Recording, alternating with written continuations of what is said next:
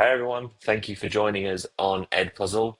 Yep, there's two of me, and I am very sorry for that. It is many people's worst nightmares, as I'm sure you can appreciate. So now we're going to use EdPuzzle to go through this next bit of the workshop, give you a demonstration of EdPuzzle, and also do a bit of learning at the same time, similar to what our students would be doing. So quickly, you're going to see a pop-up in a moment. What are some common assumptions that society has about students and technology nowadays? Give you a moment to think that through, and you should have the pop up. Okay, so one of the more common assumptions that society has nowadays is that students are experts in technology because they've grown up with it. And this means that they can figure out it all with ease. They're wizards with technology. They know everything. They know much more than we do because they've never known a world where technology, in the way we know it now, didn't exist. And the reality of the situation is that's not necessarily true. It's not entirely wrong. It's not entirely true either. As many of you know, we've just gone through the pandemic, and during the pandemic, well, quite simply put, the actual transition was not the easiest. We had to relearn a lot of things. Our students had to relearn a lot of things, and we had problems. Students didn't know how to save documents. They didn't know how to do basic things like add pictures. Why was their screen turning blue? They were constantly asking for help. And this wasn't always just primary students. Sometimes this was the older students as well. Not every student adapted perfectly to this scenario. And that brings us to this sort of societal expectation of students that they're like Neo from the Matrix. They can control it with perfection without any issue at all. And the reality is that in some cases that is true. But if we give them productive applications, Microsoft Word, PowerPoint, quite often they're at a loss because they've not used it before.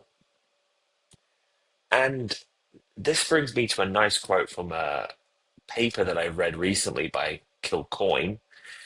Students are experts in social media, but they actually need guidance in productive and organizational technology. It might mean they can pick it up quicker and easier, but it doesn't mean they're automatic experts. So actually, just like us, our students do need to be taught how to use these applications, how to use these platforms. We shouldn't make the assumption that they can instantly pick it up and go with it. They do need just as much guidance as we would, maybe more, because especially if they're just starting to enter this world of productive technology, they've got no prior assumptions in the same way that we would have when if we're trying to pick up a new one. They've got no prior experience to call upon. So that brings us to the next part, which is how can we support our students as we begin to incorporate technology into the classroom more? There'll be a lot of introductions of new platforms, new applications, new requirements. This is going to be quite a challenging moment for them. So we've got to have plans and strategies in place to help them through this. Number one, initial training. If you're going to be using an application for a long time, multiple times over the long term, take a lesson, maybe two, sit down with them and actually show them what it can do. Give them at the very least the bare basics, maybe even a bit more, and pay particular attention to those fundamental requirements that you yourselves are going to be using a lot in your class.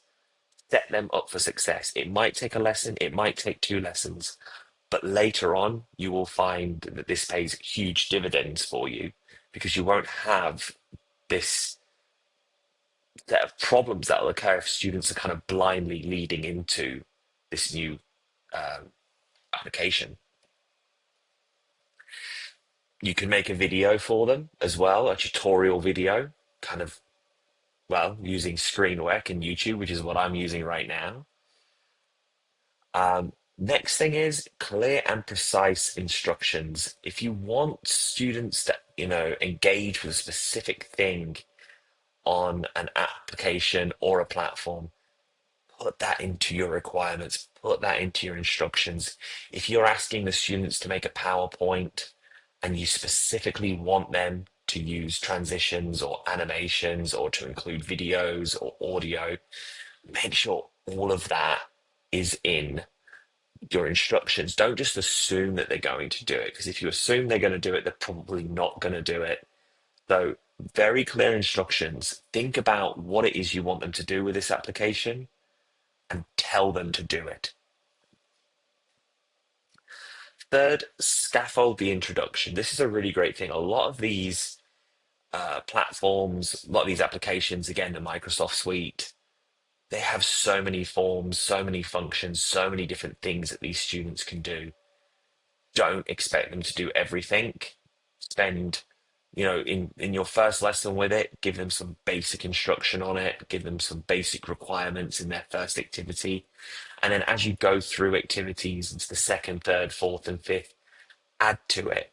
Don't always give the same instructions, don't always give the same requirements, but push them a little bit further each time.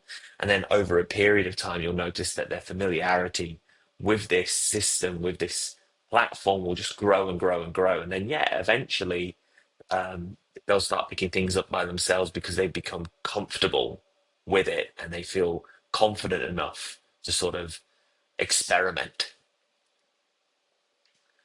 Exemplars. Now, this is something I'm a really big fan of doing. If we want the students to create something, if we want them to make something and or do a very complex task, show them what it should look like. Create one yourselves. And this is also a really great way to demonstrate, what it is you're looking for if you're marking it. If you're doing an assessment, be that formative or summative, and the end goal is to create something, let them see what top marks look like. Give them that, top end criteria and standard and let them aim for it. This really helps build not just engagement with the platform, but it also helps build their sort of desire to do more because they can see it's attainable. And if they can see it's attainable, they're actually going to push themselves harder and they're going to do better work as a result.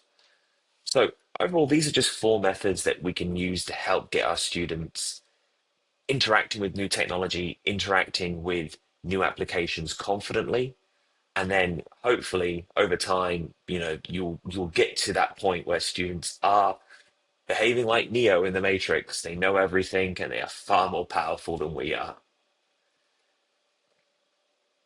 Ultimately, how well your students interact with your chosen platforms or applications is going to be dependent on how you introduce it to them.